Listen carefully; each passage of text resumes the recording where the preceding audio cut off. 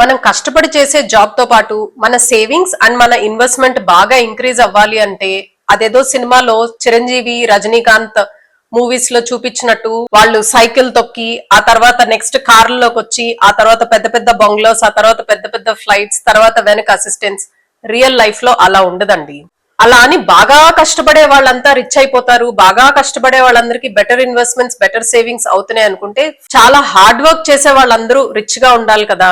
కానీ proper savings and proper investments మనం చేసుకోవాలంటే చేస్తున్న జాబ్ తో పాటు మన దగ్గర ఉన్న సేవింగ్స్ కూడా మనతో పాటు ఈక్వల్ గా మన మనీ కూడా మన కోసం పనిచేయాలి.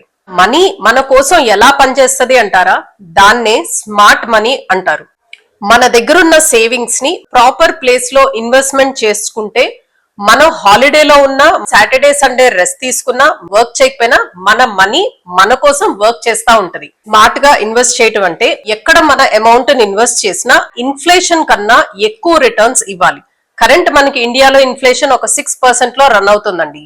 అంటే మన మనీని మనం ఎక్కడ ఇన్వెస్ట్ చేసినా అది అరౌండ్ 8 to 10% మినిమం రేట్ ఇస్తే డెఫినెట్ గా ఇన్ఫ్లేషన్ ని బీట్ చేసినట్టు అవుతుంది, మన మనీ గ్రో అవుతది అని అర్థం.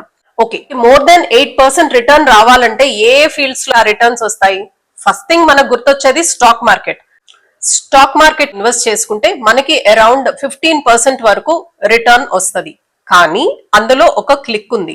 ఏ స్టాక్స్ లో ఇన్వెస్ట్ చేయాలి, ఏ టైంలో ఇన్వెస్ట్ చేయాలి, ఇలాంటి డీటెయిల్స్ అన్ని మన దగ్గర ఉండాలి. ఫర్ ఎగ్జాంపుల్ మీకు ఎవరైనా ఒక 2-3 మంచి స్టాక్స్ సజెస్ట్ చేశారనుకోండి, మీరు ఆ స్టాక్స్ లో ఇన్వెస్ట్ చేస్తారు. కానీ మీరు ఎంత మంచి స్టాక్ లో ఇన్వెస్ట్ చేసినా టైమింగ్ ఈజ్ వెరీ ఇంపార్టెంట్. మీరు రాంగ్ టైంలో ఇన్వెస్ట్ చేస్తే దానివల్ల మనకి మంచి రిటర్న్స్ రావు. సరే, మీరు ఇన్వెస్ట్ చేశారు, ఆ తర్వాత మీరు దానికి టైం ఇవ్వాలి. ఎంత టైం ఇవ్వాలి అన్న క్లారిటీ మన దగ్గర ఉండాలి. లేదా మీరు ఒకవేళ ఎగ్జిట్ అవదలుచుకుంటే ఏ టైంలో ఆ స్టాక్ నుంచి ఎగ్జిట్ అవ్వాలి అన్న క్లారిటీ మనకు ఉండాలి. ఇవన్నీ మనకి తెలియాలి అంటే ఆ స్టాక్ మీద ప్రాపర్ అనాలిసిస్ చెయ్యాలి. అంత అనాలిసిస్ చేసే టైం మన దగ్గర ఉందా, అంత ఓపిక మన దగ్గర ఉందా? సో దానికి సొల్యూషన్ ఈజ్ మ్యూచువల్ ఫండ్స్. అసలు ఈ మ్యూచువల్ ఫండ్స్ అంటే ఏంటి? ఈ మ్యూచువల్ ఫండ్స్ ని ఎవరు హ్యాండిల్ చేస్తారు? అసెట్ మేనేజ్మెంట్ కంపెనీస్ హ్యాండిల్ చేస్తాయి. ఈ అసెట్ మేనేజ్మెంట్ కంపెనీస్ ఏం చేస్తాయి? మనలాంటి ఇన్వెస్టర్స్ అందరి దగ్గర నుంచి అమౌంట్ ని పూల్ చేసి ఆ పూల్ చేసిన అమౌంట్ ని ఒక ఫండ్ గా తయారు చేసి ఆ ఫండ్ ని ఈ అసెట్ మేనేజ్మెంట్ కంపెనీస్ హ్యాండిల్ చేస్తాయి అన్నమాట. ఈ ఏఎంసీస్ ఏం చేస్తాయి అంటే ఆ ఫండ్ ని డిఫరెంట్ స్టాక్స్ లో డిఫరెంట్ బాండ్స్ లో మన తరపున వాళ్ళు ఇన్వెస్ట్ చేస్తారు. ఈ ఫండ్స్ అన్నిటిని హ్యాండిల్ చేయడానికి ఫండ్ మేనేజర్స్ ఉంటారండి. వాళ్ళు ఏ స్టాక్ లో ఇన్వెస్ట్ చేయాలి, ఎప్పుడు ఇన్వెస్ట్ చేయాలి, ఏ స్టాక్స్ నుంచి లిస్ట్ నుంచి డిలీట్ చేయాలి, ఇలాంటి డెసిషన్స్ అన్ని ఫండ్ మేనేజర్స్ తీసుకుంటారు. అందుకే మనం ఏ మ్యూచువల్ ఫండ్ లో ఇన్వెస్ట్ చేసినా కూడా మనకి ఎక్స్పెన్స్ రేషియో అనేది ఉంటుంది. ఎక్స్పెన్స్ రేషియో అంటే మన డబ్బుల్ని వాళ్ళు హ్యాండిల్ చేస్తున్నందుకు వాళ్ళు మన దగ్గర నుంచి తీసుకునే ఎక్స్పెన్సెస్ అన్నమాట. అందులో ఈ ఫండ్ మేనేజ్ చేయడానికి ఫండ్ మేనేజర్స్ కి మిగతా ఎక్స్పెన్సెస్ అన్ని మనం వాళ్ళకి పే చేస్తున్నాం అన్నమాట. మనం మ్యూచువల్ ఫండ్స్ లో ఇన్వెస్ట్ చేసేటప్పుడు ఈ ఎక్స్పెన్స్ రేషియో ఎంత ఉందో చూసుకోవడం చాలా ఇంపార్టెంట్. కొన్ని మ్యూచువల్ ఫండ్స్ కి ఎక్స్పెన్స్ రేషియో చాలా హైగా ఉంటుందండి. అప్పుడు మనకొచ్చే రిటర్న్స్ అన్ని ఎక్స్పెన్స్ రేషియోలో పోతుంది కదా. సో కనుక ఎక్స్పెన్స్ రేషియో కాస్త తక్కువగా ఉండేలాగా చూసుకుంటే మన రిటర్న్స్ కూడా బెటర్ గా ఉంటాయి. మ్యూచువల్ ఫండ్స్ లో మన ఇన్వెస్ట్మెంట్స్ 2 విధాలా చేయొచ్చు. ఒకటి లంసమ్ అమౌంట్ లేదా SIP systematic investment plan. Lump sum అంటే ఎప్పుడైనా మీకు హ్యూజ్ గా ఎక్కడన్నా అమౌంట్ వచ్చింది అనుకోండి, ఫర్ ఎగ్జాంపుల్ మీకు బోనస్ వచ్చింది, ఒకేసారి ఒక 2 lakhs మీ దగ్గర ఉంది, ప్లస్ మీ సేవింగ్స్ అమౌంట్ కొంత ఉంది, మొత్తం అమౌంట్ కలిపి లంసమ్ అమౌంట్ కింద మీ మ్యూచువల్ ఫండ్స్ లో ఇన్వెస్ట్ చేసుకోవచ్చు. లేదా నెల నెల కొంత అమౌంట్ కింద, లైక్ ఎవ్రీ మంత్ ఒక 5,000 రూపీస్ లేదా ఎవ్రీ మంత్ ఒక 1,000. మనకి కొన్ని మ్యూచువల్ ఫండ్స్ లో every month 100 to 500 rupees invest చేసే మ్యూచువల్ ఫండ్స్ కూడా ఉన్నాయి. అది ఎస్ఐపి లో చేయాలా లేదా లంసమ్ లో చేయాలా అన్నది చాయిస్ మనదే. మనం ఏదైనా ఫండ్ లో ఇన్వెస్ట్ చేసినప్పుడు మన ఇన్వెస్ట్మెంట్ మనం యూనిట్స్ గా కొనుక్కుంటాం. ఆ యూనిట్స్ నే నెట్ అసెట్ వాల్యూ అంటారు, ఎన్ఏవి అని అంటారు. ఈ ఎన్ఏవి ఎలా డిసైడ్ అవుతుందంటే ఒక ఫండ్ టోటల్ వర్త్ ఒక 10 crores అనుకోండి, దాన్ని ఒక 10 lakh యూనిట్స్ కింద డివైడ్ చేస్తే ఈచ్ యూనిట్ వాల్యూ 10 రూపాయలు అవుతుంది కదా, దాన్నే నెట్ అసెట్ వాల్యూ అంటారు. ఫర్ ఎగ్జాంపుల్ మనం ఈ మంత్ ఒక 1,000 రూపీస్ ఇన్వెస్ట్ చేస్తున్నాం అనుకోండి, ఎన్ఏవి 10 రూపాయలు ఉంది అంటే మనం 100 యూనిట్స్ కొనుక్కుంటున్నట్టు అర్థం అన్నమాట. ఈ మ్యూచువల్ ఫండ్ పర్ఫార్మెన్స్ ని బట్టి మనం 10 రూపాయలకి కొనుక్కున్న ఎన్ఏవి పెరిగి 12 రూపాయలు 13 రూపాయలు అవుతుంది, లేదా ఒక్కొక్కసారి ఫండ్ సరిగ్గా పర్ఫార్మ్ చేయకపోతే 8 రూపాయలకి 9 రూపాయలు కూడా తగ్గిపోతుంది. సో ఫండ్ పర్ఫార్మెన్స్ ని బట్టి ఈ ఎన్ఏవి అనేది చేంజ్ అవుతుంది అనమాట. మనం తెలుసుకోవాల్సిన ఇంకొక ఇంపార్టెంట్ పాయింట్ ఏంటంటే, మనం స్టాక్స్ కొన్నా మ్యూచువల్ ఫండ్స్ లో ఇన్వెస్ట్ చేసిన రెండు ఈక్విటీస్ కే కదా వెళ్తున్నాయి, రెండిట్లో స్టాక్సే కదా కొంటున్నారు. మరి మనం డైరెక్ట్ గా స్టాక్స్ కొనకుండా మ్యూచువల్ ఫండ్స్ లో ఎందుకు ఇన్వెస్ట్ చేస్తున్నాం అంటే, స్టాక్స్ లో అయితే మనం డైరెక్ట్ గా ఇన్వెస్ట్ చేస్తామండి. మనమే రీసెర్చ్ చేసుకోవాలి, మనమే ఎప్పుడు కొనాలి ఎప్పుడు అమ్మాలి అన్నది మనం డిసైడ్ చేసుకోవాలి, అంతా మన చేతుల్లోనే ఉంటుంది. కానీ మ్యూచువల్ ఫండ్స్ లో మొత్తం మ్యూచువల్ ఫండ్ మేనేజర్స్ దగ్గర, అసెట్ మేనేజ్మెంట్ కంపెనీస్ దగ్గర ఉంటుంది. అలానే స్టాక్స్ కొనేటప్పుడు సే ఫర్ ఎగ్జాంపుల్ మీరు హెచ్డిఎఫ్సి బ్యాంక్ షేర్ కొంటున్నారు అనుకోండి, ఒక హెచ్డిఎఫ్సి బ్యాంక్ షేర్ కొనాలంటే మీరు ఎంటైర్ షేర్ ని కొనాలి.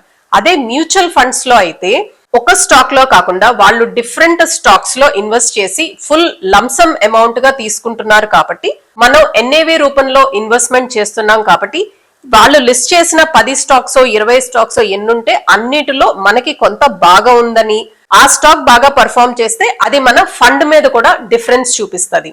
ఆ ప్రాఫిట్స్ ని మనం ఎంజాయ్ చేయొచ్చు. మ్యూచువల్ ఫండ్స్ లో ఇన్వెస్ట్ చేయడానికి మనకి ఏదర్ డిమాట్ అకౌంట్ అన్నా ఉండాలి, లేదా మనం డైరెక్ట్ గా ఏఎంసీస్ ద్వారా అయినా ఇన్వెస్ట్ చేయొచ్చు. ఇప్పుడు అన్ని ఆన్లైన్ లో అవైలబుల్ గా ఉన్నాయి కదండి. మనకి ఒక డిమాట్ అకౌంట్ ఉంటే యాక్చువల్ గా డైరెక్ట్ గా మనమే మ్యూచువల్ ఫండ్స్ లో ఇన్వెస్ట్ చేసుకోవచ్చు, లేదా మనం త్రూ ఏఎంసీ కూడా ఇన్వెస్ట్ చేసుకోవచ్చు. రకరకాల మ్యూచువల్ ఫండ్స్ ఉన్నప్పటికీ మ్యూచువల్ ఫండ్స్ బ్రాడర్ పర్స్పెక్టివ్ లో చూస్తే 3 టైప్స్ ఆఫ్ మ్యూచువల్ ఫండ్స్ ఉంటాయండి. Equity funds, debt funds and hybrid funds. First equity funds. Equity funds అంటే వీళ్ళు మెయిన్ గా స్టాక్స్ లో ఇన్వెస్ట్ చేస్తారు, ఈక్విటీ స్టాక్స్ లో ఇన్వెస్ట్ చేస్తారు. Like companies listed in NSE, BSE ఇలాంటి వాటిల్లో ఇన్వెస్ట్ చేస్తారనమాట. ఇందులో రిటర్న్స్ చాలా హైగా ఉంటాయి. అలాగే ఇలాంటి ఫండ్స్ లో రిస్క్ కూడా ఎక్కువ ఉంటుంది. ఈక్విటీ మ్యూచువల్ ఫండ్స్ చిన్న ఏజ్ ఉన్న వాళ్ళకి బాగా ఉపయోగపడుతుంది. అంటే అప్పుడే లైఫ్ స్టార్ట్ చేసి అప్పుడే కెరియర్ స్టార్ట్ చేసిన వాళ్ళకి, లైక్ 20, 25, 30 ఒక 40, 45 ఇయర్స్ వరకు ఈక్విటీ మ్యూచువల్ ఫండ్స్ లో ఇన్వెస్ట్ చేయొచ్చు. ఎందుకంటే వాళ్ళు లాంగర్ డ్యూరేషన్ హోల్డ్ చేయగలుగుతారు కనుక రిస్క్ ని తగ్గించుకోగలుగుతారు. అలానే ఇందులో రిటర్న్స్ కూడా చాలా ఎక్కువగా ఉంటాయి.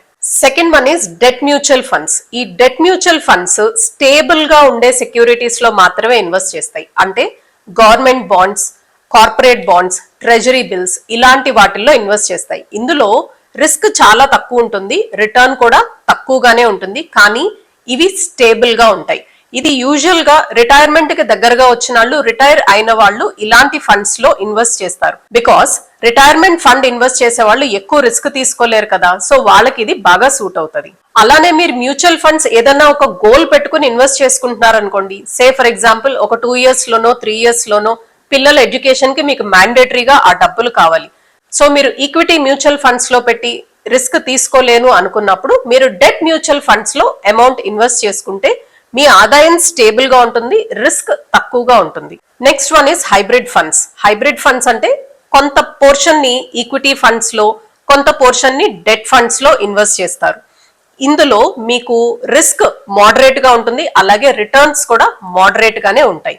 అలానే మ్యూచువల్ ఫండ్స్ మీరు ఒక గోల్ పెట్టుకుని ఇన్వెస్ట్ చేస్తున్నారు అనుకోండి, సే ఫర్ ఎగ్జాంపుల్ 10 సంవత్సరాల్లో 1 కోటి రూపాయలు పెట్టి మీరు ఇల్లు కొనుక్కుందాం అనుకుంటే మీరు ఎంత అమౌంట్ ఇన్వెస్ట్ చేయాలి అనేది మీరు క్యాలిక్యులేట్ చేసుకోవాలి. For example me mutual fund 15% return ఇస్తుంది అనుకోండి, మీరు ప్రతి నెల 20,000 రూపీస్ ఎస్ఐపి లో ఇన్వెస్ట్ చేయవలసి ఉంటుంది.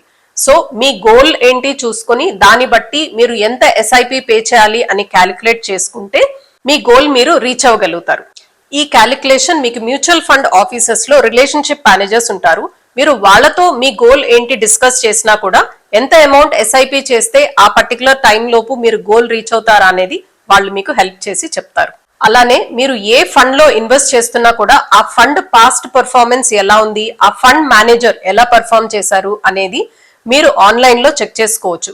యూజువల్ గా మనం 1 year performance, 3 years performance and 5 years performance చూస్తాం. లాస్ట్ టైం వాళ్ళు పర్ఫార్మ్ చేసినంత మాత్రాన ఫ్యూచర్ లో కూడా వాళ్ళు పర్ఫార్మ్ చేస్తారు అనేది ఏమీ లేదండి. మ్యూచువల్ ఫండ్స్ లో కూడా రిస్క్ అనేది ఉంటుంది, కానీ అట్లీస్ట్ మనకి ఆ ఫండ్ ఎలా పర్ఫార్మ్ చేస్తుంది, ఆ ఫండ్ మేనేజర్ పర్ఫార్మెన్స్ ఎలా ఉంది అన్నది మనం చెక్ చేసి ఆ తర్వాత ఇన్వెస్ట్ చేయొచ్చు. మ్యూచువల్ ఫండ్ లో ఇన్వెస్ట్ చేసేటప్పుడు మనం ముఖ్యంగా చూసుకోవాల్సిన ఇంకొక ఇంపార్టెంట్ విషయం ఎక్స్పెన్స్ రేషియో. మనం స్టార్టింగ్ ఆఫ్ ద వీడియో మాట్లాడుకున్నాం కదా, ఈ ఎక్స్పెన్స్ రేషియో అనేది చాలా హైగా లేకుండా చూసుకోండి. లేదంటే మనకు వచ్చే రిటర్న్స్ లో నుంచి చాలా అమౌంట్ ఎక్స్పెన్సెస్ కింద పోతుంది. ఫర్ ఎగ్జాంపుల్, నేను రీసెంట్ గా ఒక మ్యూచువల్ ఫండ్ లో ఇన్వెస్ట్ చేయడానికి వాళ్ళ రిలేషన్షిప్ మేనేజర్ ని కాంటాక్ట్ చేసినప్పుడు ఎక్స్పెన్స్ రేషియో 6% అని చెప్పారండి. ఫర్ ఎగ్జాంపుల్, ఆ ఫండ్ మనకు ఒక 15% రిటర్న్ ఇస్తుంది అనుకోండి, 6% ఎక్స్పెన్స్ రేషియో పోతే మనకు వచ్చేది 9% కదా. సో ఎక్స్పెన్స్ రేషియోని చెక్ చేసుకోవడం మర్చిపోవద్దు. మనం ఆన్లైన్ లో చెక్ చేసుకోగలిగితే మనం ఇన్వెస్ట్ చేయదలుచుకున్న మ్యూచువల్ ఫండ్స్, దానికి సిమిలర్ గా ఉన్న మ్యూచువల్ ఫండ్స్ కి వాళ్ళ ఎక్స్పెన్స్ రేషియో ఎంత, వాళ్ళ సిఏజిఆర్ అంటే కాంపౌండెడ్ యాన్యువల్ గ్రోత్ రేట్ ఎంత అన్నది క్లియర్ గా కనిపిస్తుంది.